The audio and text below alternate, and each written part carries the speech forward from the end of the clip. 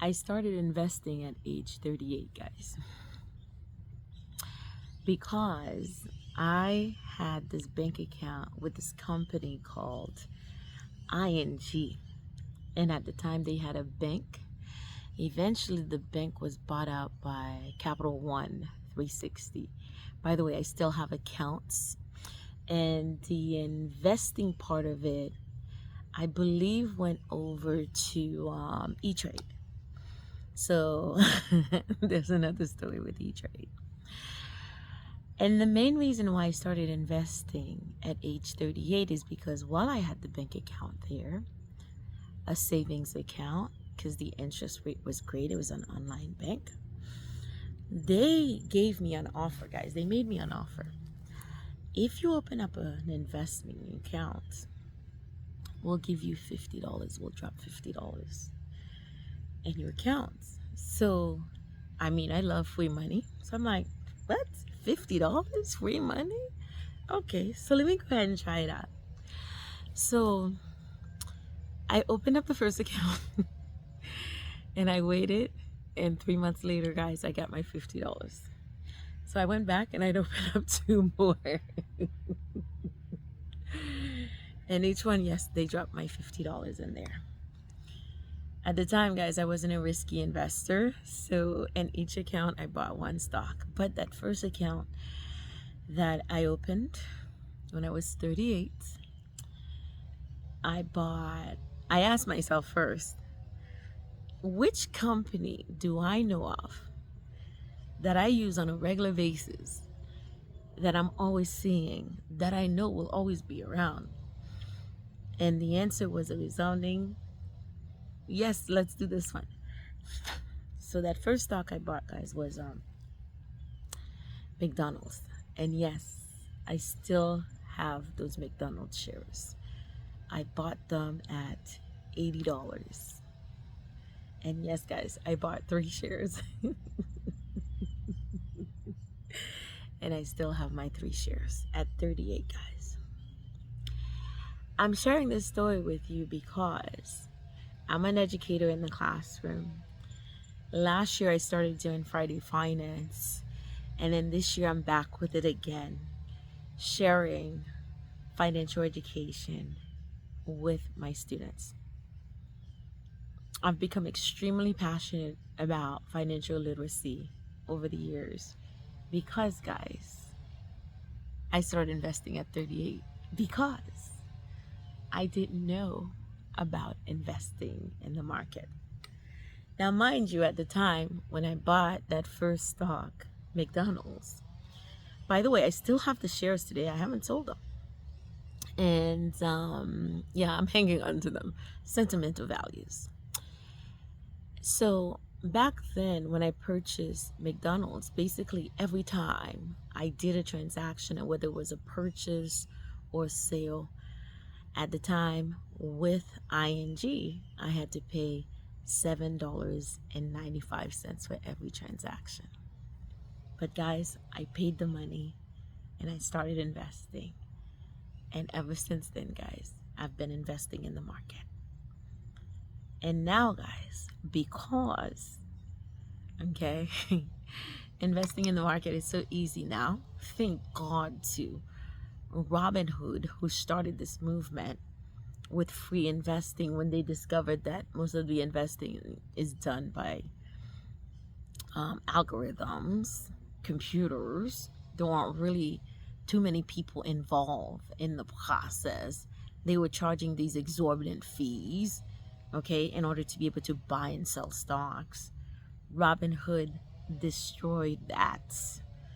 And thank God to them. Yes, I like to call them the double OG of investing simply because, guys, they made way for us, the average individual, to be able to invest in the market without paying any kind of fee, whether you're buying or selling. Now, mind you, there are still companies out there that will charge you a fee for buying or selling stocks. But for the most part, most of these companies like the Schwab, the E-Trade, Fidelity, okay, No, not anymore. The Vanguards, not anymore, guys. You do not have to pay a fee to invest in the market. And because of that, guys, Robinhood democratized this process for us. People have no excuse now as to why they're not investing in the market.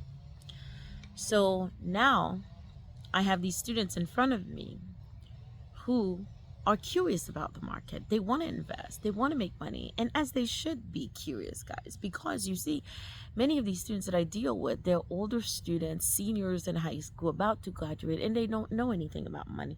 Just the other day, we had a senior meeting, and they're talking about everything else except financial literacy. I mean, guys, how hard would it have been for somebody to step up and say, don't forget, while you're at it, because some of you have a job, consider starting a Roth IRA. How hard would that have been? It wouldn't have been that difficult to just jump in there for somebody to have a conversation with these students for 3 to 5 minutes about opening up a Roth IRA. Guys, I'm just flabbergasted by the importance we place on everything else except financial literacy. Although in my state, the governor passed a law that says that every child graduating from high school should have a semester of financial literacy. But I have yet to see this financial literacy course come to fruition. So guys, I'm not waiting. I'm not waiting on the powers that be for me to discuss money with my students, because I did not get this education. And because I did not get this education, I had to go and find that information on my own through a lot of research, guys. A lot of YouTube videos from YouTube University, Google Academy. I learned. And so through that, I've managed to make some money in the market. I've managed to, manage some of my investments. And we'll talk about that in another video. So now, guys, I feel like I have a fiduciary duty, to share that information, to go ahead and disseminate that information to my students. So now I take it upon myself, whatever class I'm teaching, I don't care whether it's at the high school or at the college, I am going to talk about financial literacy, guys. And so every class, guys, I will talk about it. And because, guys, I see these students on a regular basis, so now every Friday I put aside 20 to 30 minutes where I discuss financial topics with my students. And yes, guys, the reception, oh my God, let me tell you, these kids were like hungry for something that they didn't even know they were hungry for. Those kids are so receptive, guys. They are just eating up, soaking up. Like, everybody's engaged once I start talking about money, guys. Yes, I know what you say. Well, the information is online. You're absolutely right. But most of our kids nowadays, I think many of them, they're so caught up on the cell phone, they really do not think about, perhaps going on the internet and getting some of this information on their own. So, guys, again, I go back into the classroom and share this information, and my goal, as always, is to reach at least one person. Sometimes I don't even know who that person is, but if I can reach at least one student, okay, to start a Roth IRA while they're still in high school, while they're still under age 18, they get their parents to help them start a Roth IRA, guys, and get them on their way to becoming wealthy, to having millions and millions of dollars. Why not, guys? Why not take advantage of the situation? And then, of course, the question comes up. Either the student will ask me the questions, or I will ask them the question. Why do you think? Well, first of all, I ask them, who do you think should be teaching you about finances? And many of them say, school. Okay, they expect school to be teaching it. And then I ask them, how many teachers do you have teaching you this stuff? And most of them, guys, okay, the majority, I rarely find one student who will tell me, nobody. No, there's no way, guys. No way. Okay, nobody's teaching this stuff to them. And then, of course, I ask them the follow-up question. if you're spending an hour and a half in my class, who do you spend most of your time with? Your parents. So now you spend that much time with your parents. How come your parents are not teaching you this stuff? How come more teachers are not teaching you about finances, guys? And it comes down to this, everybody. We weren't taught. So how do we teach something that we don't know about? How? We have so many adults, guys, that are having issues with their own finances. How are they gonna teach it? Like, guys, some of the conversations will go into like a Roth IRA.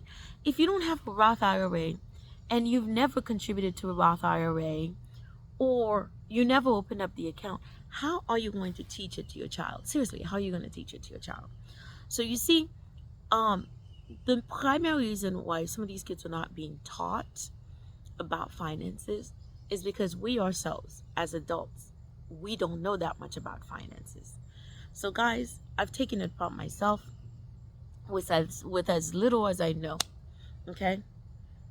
I don't know that much. Just the little bit that I know. I've decided I'm going to share it out. I'm not going to gatekeep it. I'm going to share it out.